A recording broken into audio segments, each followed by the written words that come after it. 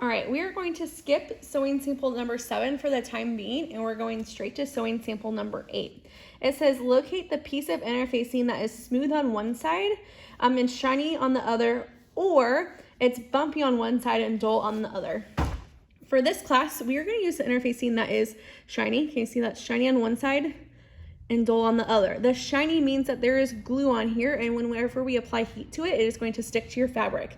So it says trim to fit your fabric sample. It should not be larger than your sample. For today's practice, I'm just going to give you a small piece.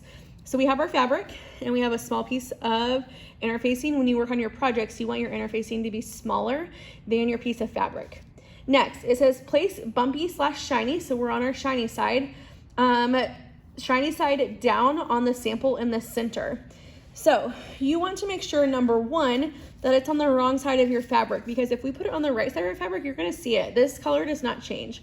So I'm gonna flip my sample over and we're gonna put the shiny side, which is here, face down in the middle of our sewing sample.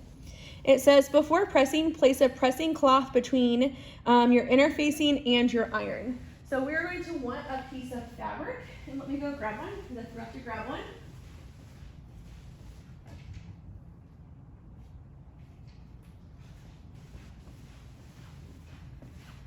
For today's purposes, I'm just using a piece of cotton fabric. You can buy pressing cloths, but honestly, any type of fabric or even a cotton t-shirt will work just fine. So it says, before pressing, place a pressing cloth between your interfacing and your iron. I'm gonna be honest with you, our irons in this classroom are a little messy. If you look, see how that's all burnt on the bottom? Over time, students have ironed interfacing or burnt things that they weren't supposed to. So I want to prevent that from getting on your fabric. So fabric is right side down, wrong side up, with the shiny side face down on your fabric. Next, what we're gonna do is I'm gonna place the pressing cloth on top. So this is just, once again, my cotton piece of fabric, and that's providing an extra layer between your fabric and your interfacing and your iron. If you were to iron your interfacing shiny side up, it would stick directly to the iron, because that means that the glue is getting stuck to your iron. So this actually, the pressing cloth helps keep our iron clean. So lay the pressing cloth down. Now it says press with iron for 5 seconds. I'm gonna go ahead and give it a quick press. I'm gonna be honest with you, this interfacing is kind of thick, so it may take about 10 seconds. So I'm gonna go ahead and give it about 10 seconds. Once that 10 seconds is up, you're gonna check to see if the interfacing is stuck. If not, press for an additional 5 to 10 seconds and repeat this process until the interfacing is stuck or it sticks to your fabric. So I'm gonna go ahead and pull this off, kind of shake it out because it's gonna be hot. Now wait for this to cool down. Once it's cooled down, I'm gonna lift it up. Now you can see my interfacing is stuck. It still is peeling up just a hair. So that means I probably need to use heat on it about one more time. So I'm gonna lay it face down again. I'm gonna lay my pressing cloth on top, and once again, press for about 10 seconds.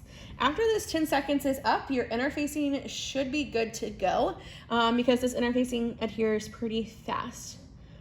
So just a few more seconds and then we will double check it. All right, shake this out because like I said, it's gonna be hot.